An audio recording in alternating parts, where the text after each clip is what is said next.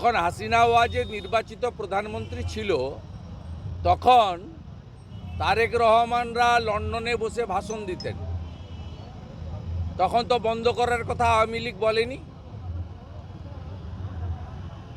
এই মৌলবাদী শক্তিরা পাকিস্তানের দোসর।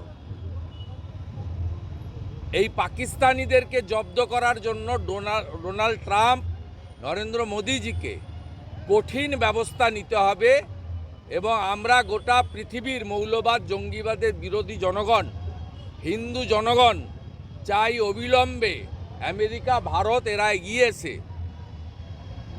বাংলাদেশে প্রয়োজন হলে শক্তি প্রদর্শন করুক, নইলে বাংলাদেশে যেভাবে মৌলবাদী শক্তির হাতে চলে গেছে, আগামী দিনে নেপাল, ভুটান, মায়ানমার, চীন, ভারত যারা বাংলাদেশের পাশাপাশি আছে, পাকিস্তান ছাড়া প্রত্যেকের ক্ষেত্রেই এটা একটা বড় থ্রেট।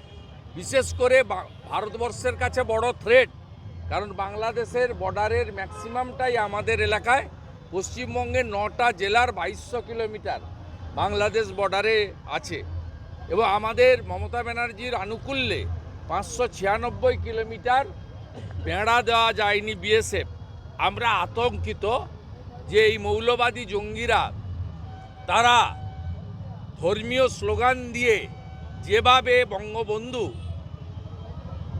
বাংলাদেশের জনক, স্রষ্টা,